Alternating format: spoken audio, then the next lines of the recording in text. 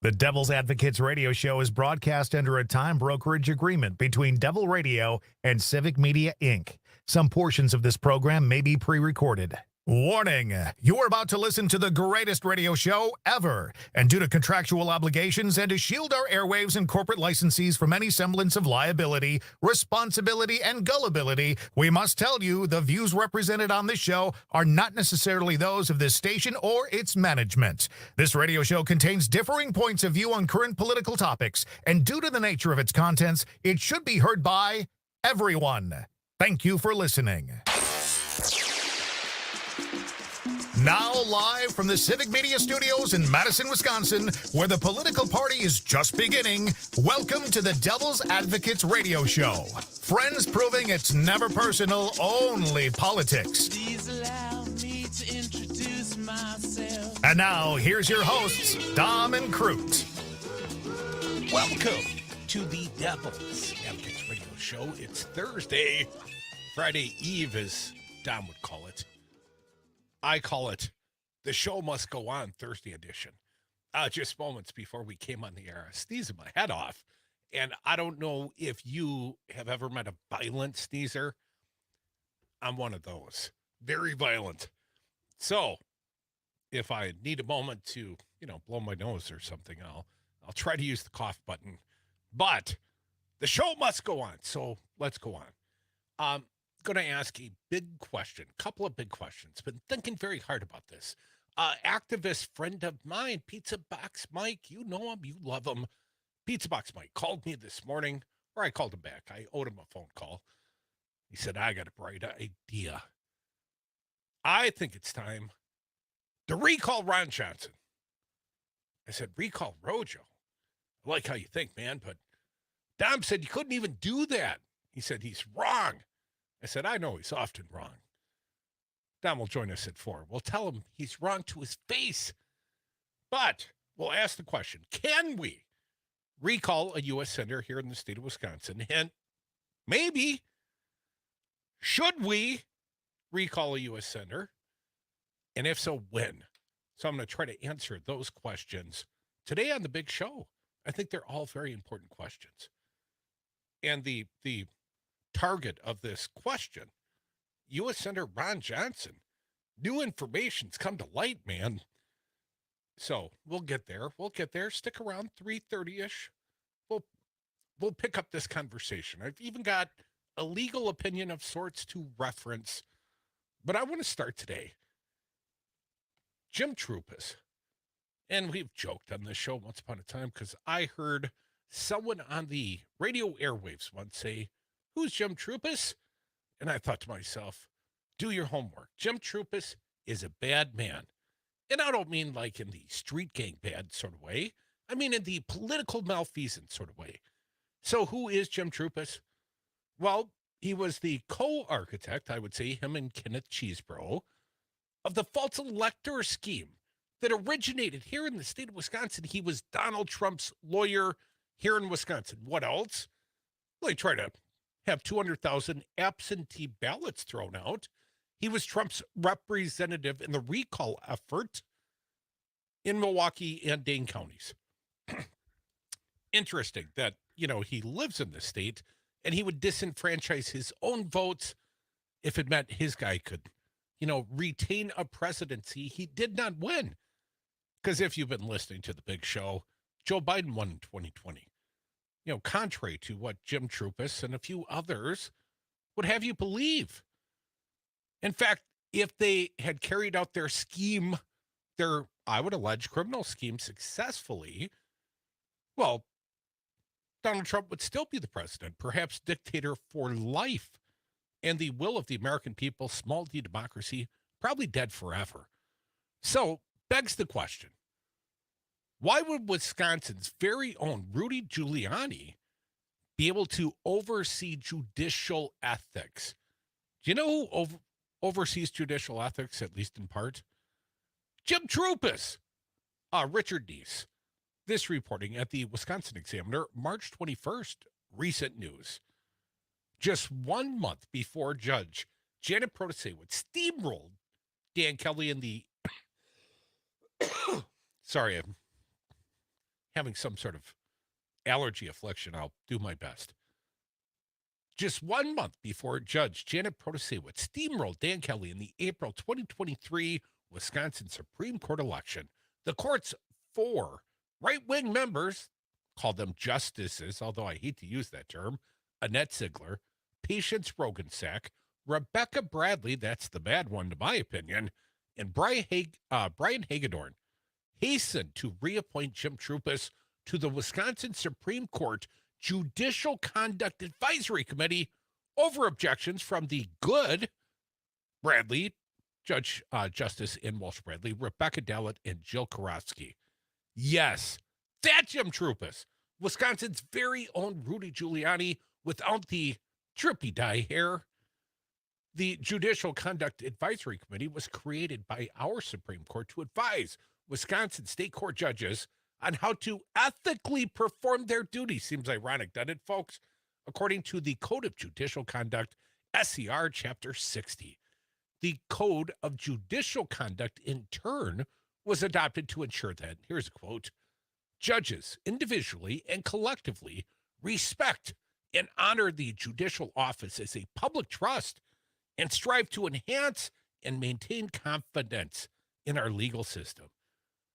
During his 3-year term as the Judicial Conduct Advisory Committee, Trupus plotted with now convicted felon Kenneth Chesebro to hatch the fake Republican electoral scheme and export it nationwide to overthrow the legitimate 2020 presidential election. His treachery was well known then and has been recently reconfirmed by his own documents. Let's not forget, 2 Fridays ago, a document up as part of the settlement, the Chesebro and the Trupus had put a lot of incriminating documents in the public scope. At the same time, Trupus represented then-President Donald Trump in his frivolous, anti-democratic attempt to convince the Wisconsin Supreme Court to void lawful presidential ballots in Milwaukee and Dane counties. This is all in addition to Trupus's central role in rigging Wisconsin's legislative maps for the Republicans during Scott Walker's tenure as governor. So if you didn't know, Jim Trupus, he's been involved since at least the Walker days, right? Part of the gerrymander, the bacon of the cake. Back to the reporting here at the Wisconsin Examiner. Not to mention, during his brief stint as a Walker-appointed judge, Trupus authored a 2016 decision comparing surrogate pregnancy as a way for same-sex couples to become parents, legal under Supreme Court precedent, to child trafficking. Let that sink in. Judge then appointed by Wanker, Judge Trupus, wrote a decision where he said surrogate pregnancy for same-sex couples should be child trafficking. I like his judicial temperament. How about you? Sarcasm, just in case you didn't know. Trupus's reappointment is just one example of the often short shrift approach to judicial ethics embraced by our former Republican-controlled Supreme Court majority, having already gutted longstanding ethics rules governing disqualifications in conflict of interest situations, substituting lax rules drafted by their own big business campaign contributors, think the WMC, Wisconsin Manufacturers and Commerce, and the WRA, the Realtors Association. They wrote the recusal rules for the state of Wisconsin.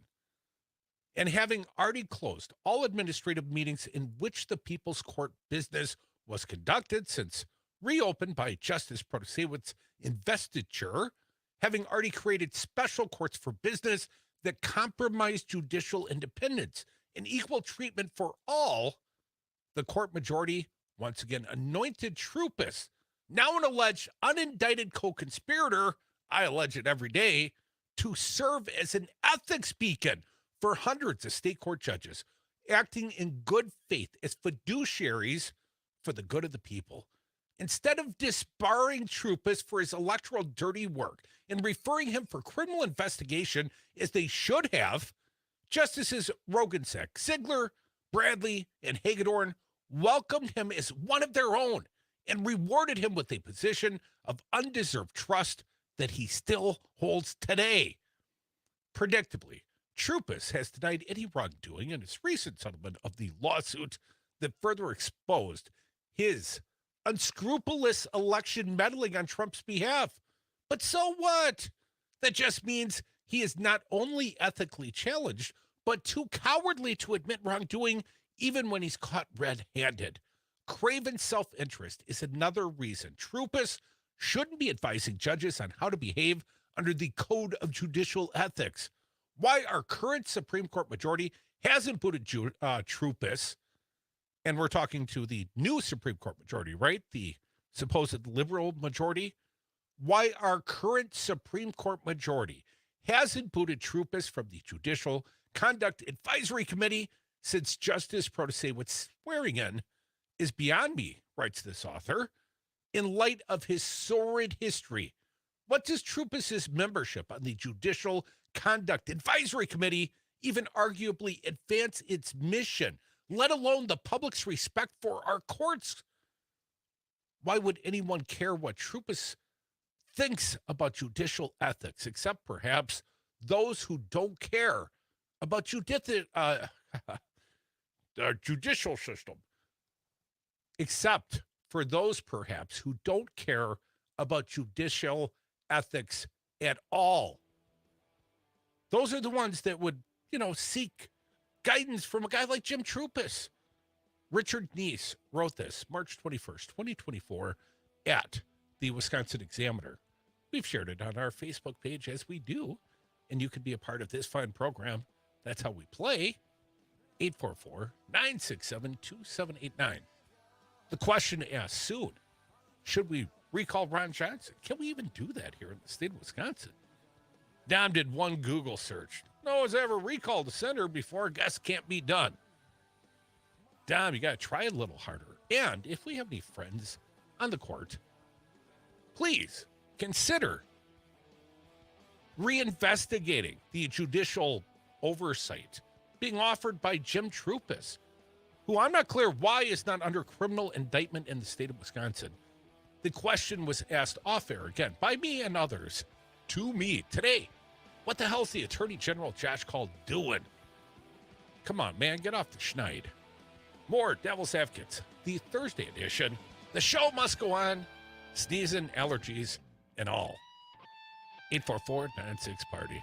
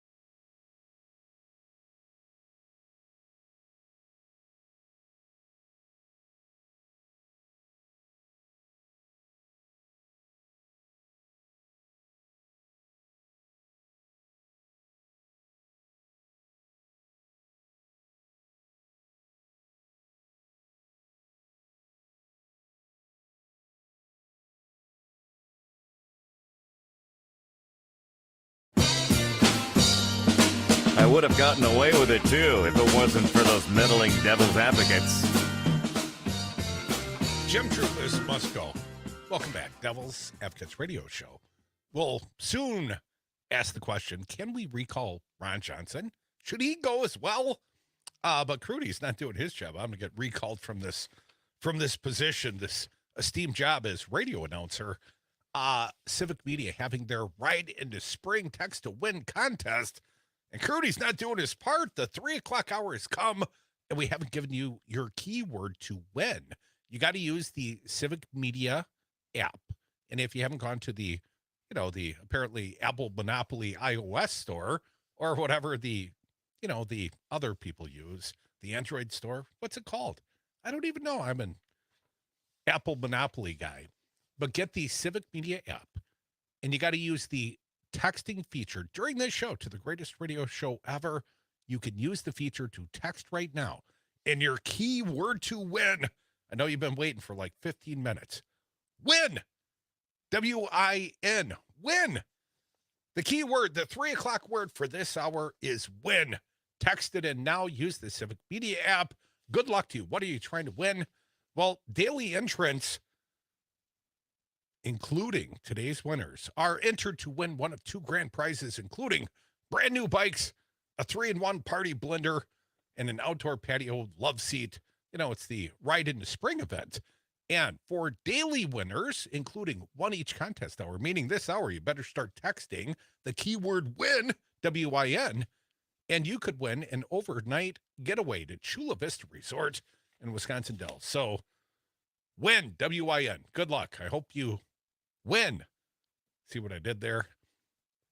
844-967-2789. Mark, I see you there. I'll get to you next.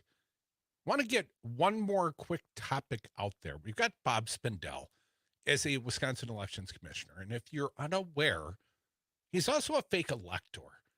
And I take a little umbrage to the fact that we've got a fake elector, someone that should be criminally indicted, in my opinion. At minimum, it was a conspiracy to commit fraud. But how can this person continue to serve on an esteemed board? How can they make decisions about the election? Setting aside, the untoward things that Bob said about suppressing Black and Latino voters. Let me turn off my computer. That's on me, folks. My bad. Rookie move. But he still serves on the Wisconsin Elections Commission, the Bob Spindell character, the fake elector, the guy that said that Republicans, through their concerted efforts, suppressed about 38,000 Black and Latino votes in the Milwaukee market. Was quite proud of that as a guy who heads up one of the congressional districts for the Republican Party of Wisconsin. That Bob Spindell. My senator, Diane Hesselbein, who happens to be the Senate Minority Leader. We're working her into the schedule very, very soon. And Haywood, who Rep. Kalen Haywood, he's a younger guy, one of the youngest ever elected to the Wisconsin Assembly. Well, they've got a little legislative proposition, and you think this would get a lot of support. Everyone should co-sponsor this one. Hesselbein, Haywood, move to bar fake electors from the election oversight in the state of Wisconsin by law. I love this idea. In a move the legislators noted should be straightforward and common sense, Senator Diane Hesselbein, Democrat from Middleton, and Rep. Kalen Haywood, a Democrat from Milwaukee, today circulated legislation that would bar fake electors, talking to you, Bob Spindell, who actively sought to disenfranchise Wisconsin voters from serving in an official role regulating elections, notably the Wisconsin Elections Commission. Could they make it any blatantly clearer? Here's a quote. It should be obvious that anyone who sought to eliminate the votes of millions of Wisconsinites cannot be entrusted with overseeing future elections. Now, is she talking about Spindell or maybe Jim Trupus? Unfortunately, too many in the current party majority are oblivious to the threats to democracy they place in these positions.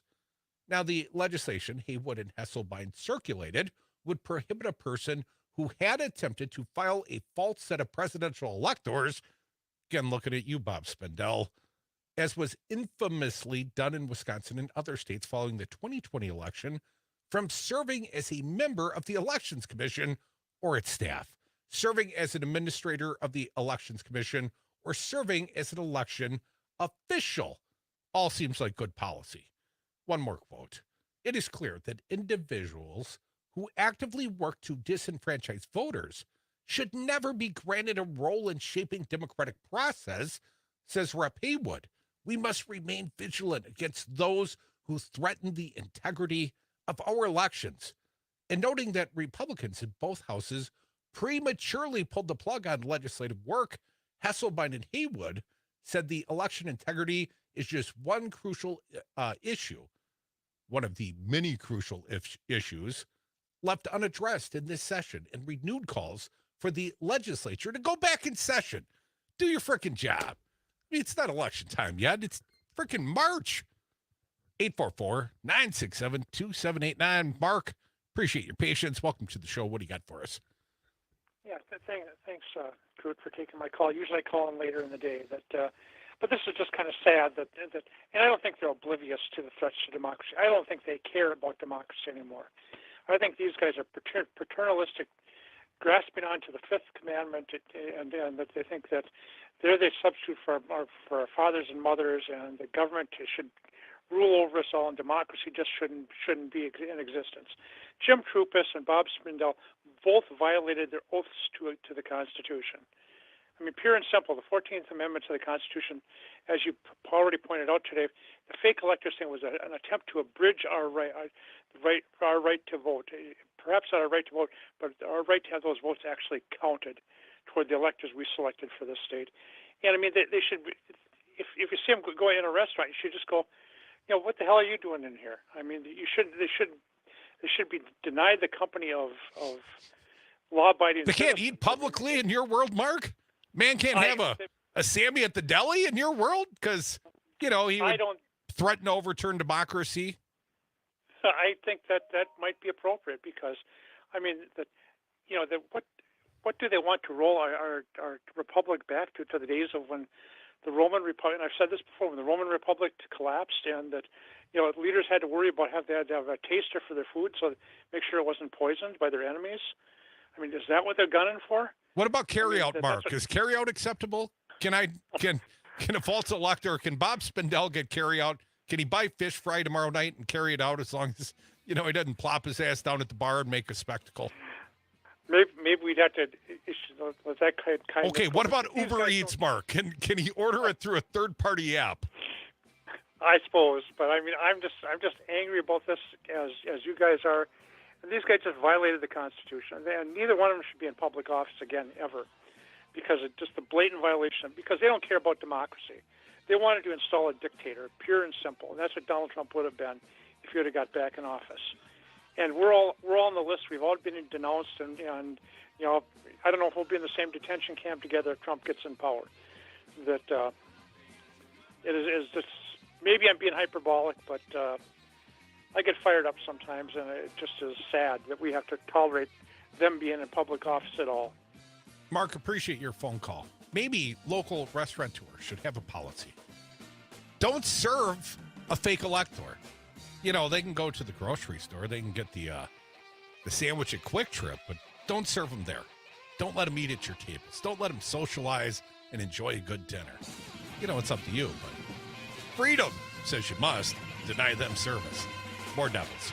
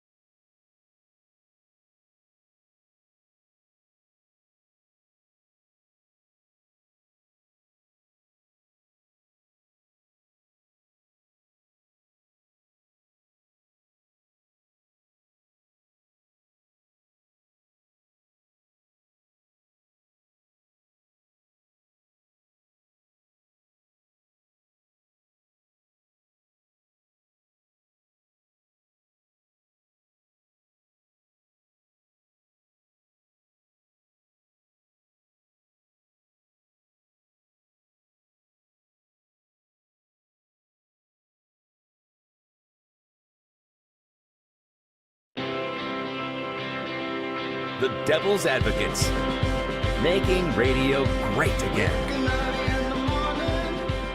Welcome back to the Devil's Advocates Radio Show, the Thursday The Show Must Go On edition. I know I've left a few of you confused about the Civic Media Ride in the Spring Text to Win contest because I checked your entries. The word today is win. The 3 o'clock word is win. So if you're playing along, utilizing the Civic Media app and the text feature thereof, the word is win, W-I-N.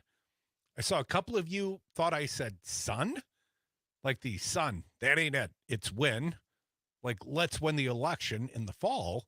And one of you, I believe Tracy from Johnson's Creek, spelled it like my dog, Win. My dog's name is Win, but that is not spelled W-I-N. And I'm sure they're using some sort of, AI cheat code or something. So spell it right, or they probably won't enter you. You still got time. Use the Civic Media app. Use the feature, the text feature, and text the word win right now to qualify. And that's all I'm going to say about that for a while. Here's the question. My buddy Pete's Box Mike, he called me up, and we had a little chat this morning, and I got to tell you, I always start from a point of skepticism. I always ask questions. I'm a tough sell sometimes. Been a salesman for a long time. You can't BS a BSer, as they say. So I got to tell you, I started the day a little skeptical. The question was, can Wisconsinites recall Ron Johnson? And before we, talk about, is it a good idea? Is it legally plausible? So I did a little digging. And fortunately, there's a smart attorney in the state who wrote an opinion piece for the Wisconsin Examiner, because perhaps she thought it pertinent. Maybe at some point, someone might want to consider recalling Ron Johnson. So could they? Mel Barnes with Law Forward, March 10th, 2021, about 3 years ago, she wrote this little op-ed piece. The idea of recalling Senator Ron Johnson has been floated in recent months by constituents upset by his behavior since last November's presidential election. I'd say it's gotten worse. However, can he be recalled is a different question than should he. Only fairly forgettable, Wisconsin's senior U.S. senator has kept himself in the news lately, advancing conspiracy theories about the January 6th attacks on the U.S. Capitol and delaying pandemic relief for millions of Americans by demanding that Senate staff read the entire bill aloud. It's not surprising that many Wisconsinites are upset. That's way before the Lev Parnas stuff, the new stuff we found out, the facilitation of the handing off of the fake electors.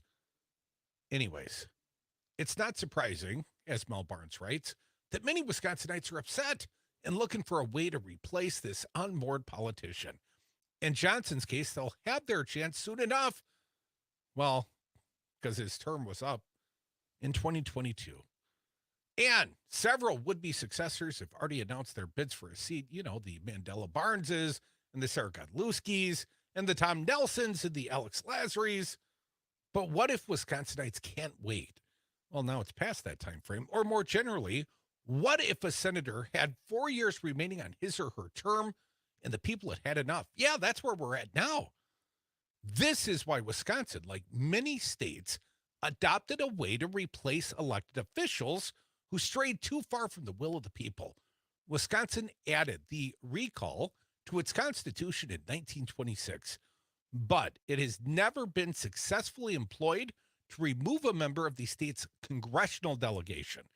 Now, we've seen state lawmakers successfully recalled. George Petak, I believe, guy from Racine, committed the crime of voting to expand the taxation to Racine County on County Stadium when they were first built in Miller Park, right?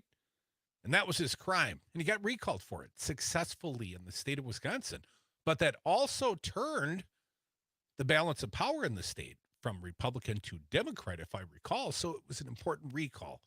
Also, we all remember the Scott Walker recall. Hard to forget, those of us that lived it on the front lines. But back to the question, what about those that serve in the congressional delegation? Well, here's what Mel Barnes says. Wherever you land on the should we or shouldn't we, when it comes to Ron Johnson, it's not clear the law is settled on the can we. Wisconsin law says you can recall a U.S. senator. That part is quite clear. The state constitution, the statutes, and the guidance published by the state's election agency all say you can recall a U.S. senator or a representative elected in Wisconsin. They lay out the how to do so. In Article 13, Section 12 of the state constitution is a progressive era. Yeah, I'd like to think I'm a progressive era. Good government reform approved by Wisconsin voters in 1926. It allows Wisconsin voters to recall any elected state, county, judicial, or congressional official with some common sense limitations.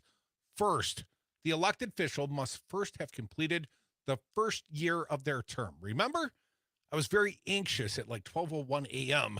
to start printing the Scott Walker recall ballot like a year after the guy had been in office. Second, a recall petition must be signed by a large portion of the voters, at least 25% of the number of votes cast for governor in the last election in an elected official's district. Well, if you want to recall a U.S. senator, you got to include the whole state of Wisconsin, right? Chapter 9 of Wisconsin statutes gets into more detail on what a recall petition should look like. I'm discussing whether or not legally U.S. Senator Ron Johnson could be recalled by Wisconsinites. And again, list congressional officials amongst those eligible for recall, writes Mel Barnes with Law Forward. Specific directions for a recall of a member of Congress are provided in the Wisconsin Elections Commission Recall Manual, Recall of Congressional, County, and State Officials. It states that for recalls of congressional members or U.S. senators, the Wisconsin Elections Commission is the filing officer to whom recall petitions must be delivered. Certainly sounds like there's a means under Wisconsin state law, does it not? Well, Mel Barnes clarifies. The recall manual isn't law, but it reflects the Wisconsin law clearly anticipates recall efforts aimed at members of Congress. There is also a 1979 opinion of the Attorney General noting that Wisconsin's recall law applies to members of its congressional delegation and instructing a predecessor of the Wisconsin Elections Commission to accept recall petitions filed against a member of Congress. Again, this would seemingly put it in the column of, yes, it might be feasible. So Wisconsin law permits the recall of a U.S. senator. Isn't that all we need to know? A little bit more. Mel Barnes writes, well, no. If Wisconsin's law conflicts with the U.S. Constitution or federal statutes, federal law usually controls. Federal law, and she puts it in quotes here, preempts states from making and enforcing their own laws in many areas. Tell that to Texas in regards to immigration.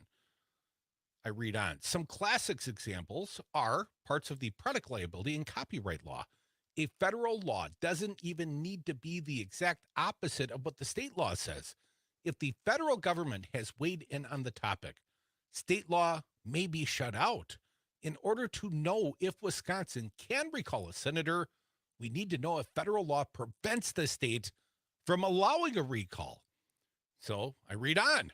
Courts in a few other states have reasoned that federal law preempts and prevents those states from enforcing their own state recall provisions against members of Congress. But neither the U.S. Supreme Court nor any other court with power to bind Wisconsin has ever considered this issue. Here's what the federal law does have to say about senators. The U.S. Constitution specifies their qualification and term lengths. Article 1, Section 3 requires senators to be at least 30 years old, a resident of the state they represent, and set terms for 6 years. That resident part, is that going to be a problem, Eric Hudvey? The 17th Amendment provides for popular election of senators and addresses midterm vacancies in a Senate seat. The Supreme Court has held that states cannot add more qualifications to those set out in the Constitution. When Arkansas, adopted term limits for congressional officials, the Supreme Court struck down those limits, deeming them as additional qualification on top of those in Article 1. Without reaching the issue, the opinion also suggested recalls might impose additional qualification, which was the reasoning the Idaho District Court had earlier used to limit its state recall law to non-congressional officials. But can a recall by the voters really be considered an additional qualification for federal office, Mel Barnes questions? Term limits prevent the seating of an otherwise qualified candidate for an additional term, which can reasonably be viewed as an additional qualification. A recall, if successful, would remove a member of Congress after they had been seated. This means it's not an additional qualification for office, she reasons. There are a handful of other constitutional provisions that could arguably preempt a state recall of federal officials. Article 1 sets the Senate term at 6 years, not shorter, but a governor is permitted to appoint a senator to fill a vacancy until the next election if state law provides for it. Wisconsin's does not. Article 1, Section 5 provides that the Senate itself can expel members with a 2/3 vote, but nothing in the Constitution says that it is exclusively a remedy for bad behavior. So looking at the issue broadly, Congress has the power to regulate federal officials, but so do states. And states use that authority. States decide how federal candidates get on the ballot, be it nomination papers or party caucuses. States decide whether to have open or closed primaries and set the hours for polling places and that differ from state to state. As we saw in 2020, states have a vast array of options for voting early or voting by mail in federal elections. Look at Georgia's 2020 Senate election. State law required a runoff election with no candidate receiving over 50% of the vote, meaning Georgia didn't even choose its senators on the same day as other states. If states have this much power over the elections of their members of Congress, why couldn't they also have the power to allow the recall of its members? So the Congressional Research Service, a nonpartisan government agency, published a report concluding members of Congress cannot be recalled. That memo, like the WEC's recall manual, is not law. It relies heavily on discussion of framers' rejection of proposals for recall of senators, but that discussion fails to account for the 17th Amendment and the shift from legislative appointment to popular election of senators. It does not explain the fact that many states adopted recall laws, including congressional recalls, and those laws were not opposed as inconsistent with the 17th Amendment's ratification. So whether or not Wisconsinites can actually use the state's recall law against one of their U.S. senators is an interesting and consequential legal question, but the answer may be less clear than anyone would like. It may not be safe to assume that as a senator in Washington, D.C., you're beyond the reach of voters in Wisconsin before the next election. Well, that's a little blurry, Mel, because it says, if I understand your legal opinion here, as you write it in this op-ed, it says that effectively Wisconsin state law permits the recall. Hell, there's a manual on how you go about recalling a congressional member, a senator. For example, let's say U.S. Senator Ron Johnson. And Ron's term is going to run for another 4 years. Another 4 years. That seems like a lot of Ron. And Ron seemingly has found himself criminally, and I would assert criminally, part of this greater conspiracy, this fake elector scheme. And I would say that's information that had not come to light in 2022 when he was on the ballot. That's new information. What Lev Parnas testified to in the U.S. Congress under oath yesterday. That's new news, Ron. I know you would deny, say you had no part, but we've yet to see you under oath. And we certainly haven't seen you under the pressure of a recall. Should we do it? I'd like to hear from you. 844-967-2789. Dom joined soon. You could join right now.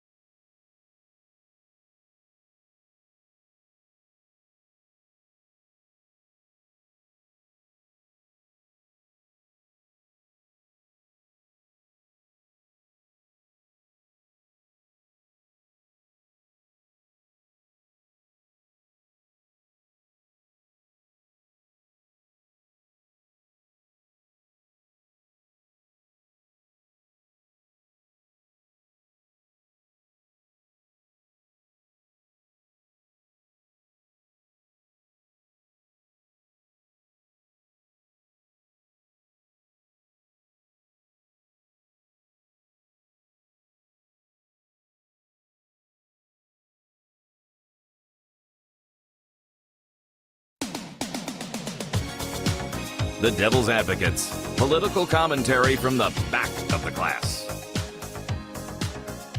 Feel like I'm getting rickrolled. Never going to give you up. 844-967-2789. Devil's Advocates Radio Show, Thursday edition. The prospect of recalling Ron Johnson. It was proposed to me this morning. It made me think a little harder. And I went and started Googling, looking for a legal opinion. I trust that of Mel Barnes, at least as a start point for my research. And she said, yes, under Wisconsin state law, the recall of a U.S. senator is certainly permitted. Under federal law, the supremacy clause were much less clear. So we've got a solid legal maybe. Maybe we could do this, or maybe we couldn't, but I'm not clear. But I think it could be worthy of an effort if we can decide why. Why should we recall Ron? Well, I can give you 100 reasons why, at least 99. But my question is, should we? You know what I mean? Like, should we? Is this a good idea? What I'm doing right now, just so you know, I'm doing a little math on the radio. I'm not always good at this, so I'm using a calculator in real time. And I want to make sure I understand how many votes would be necessary, or pardon me, ballot signatures to help Ron qualify. And if I understood the qualifications to trigger a recall, it would be 25% from the last gubernatorial election. So I pulled out the Tony Evers, Tim Michaels, and Joan Ellis Beglinger race from 2 years ago, right? Now, ironically, Ron Johnson was on that ballot. That was when he was reelected. But Evers got about 1.358 million, call it 1.359 million votes, 51.2%. Michaels, 1.268 million. And Joan Beglinger got 27,000 votes, just a few more than that. 1%, with the 100% of the votes in. So I added them together.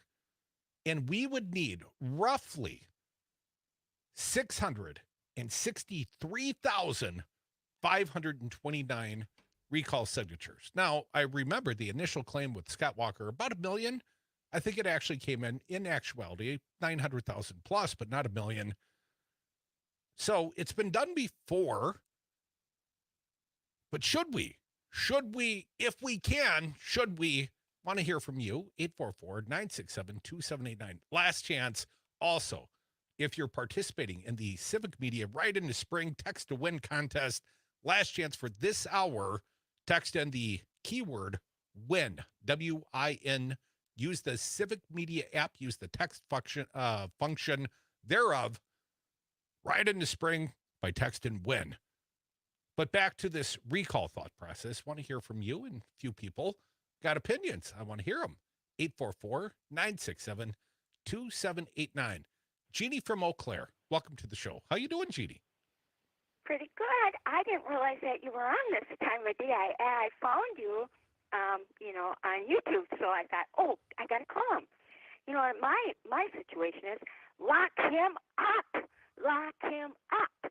That guy should be locked up.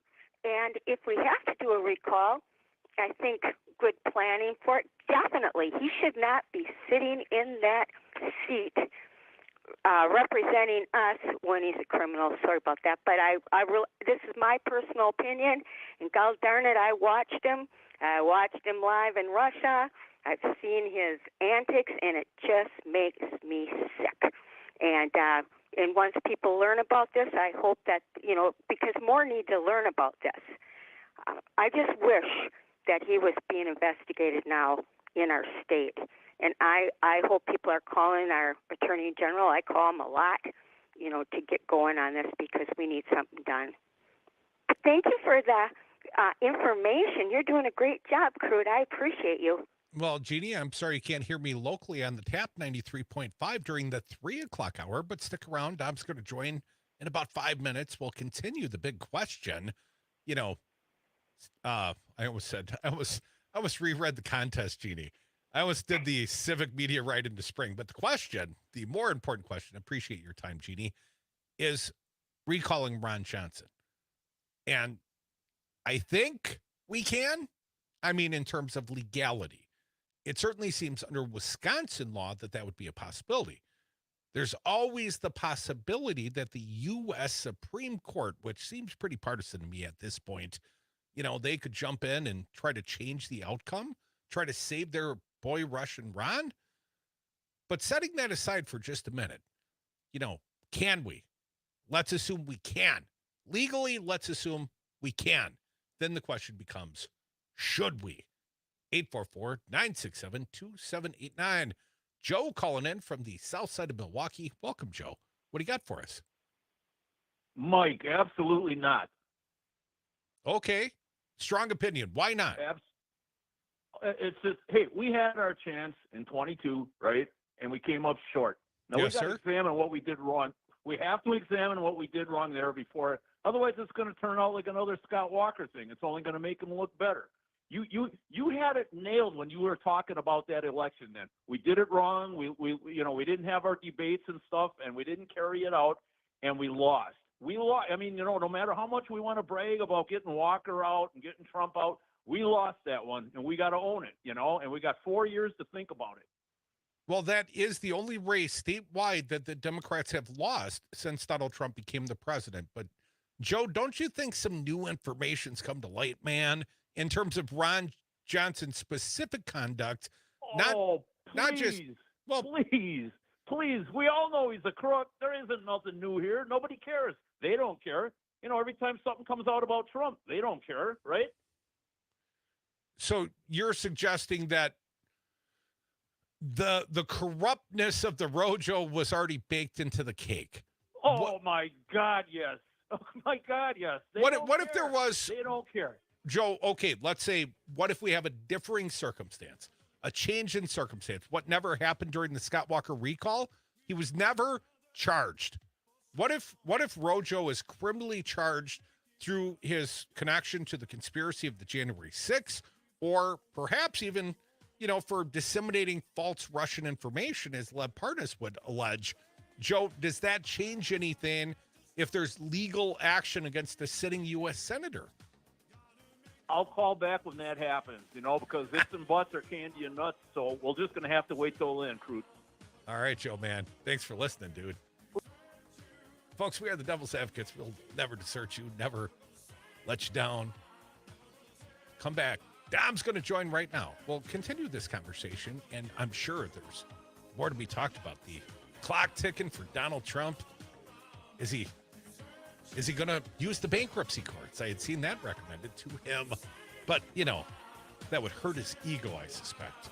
More Devil's Advocates. More of you on the phones as well. 844-967-2789. Should we recall Ron Johnson?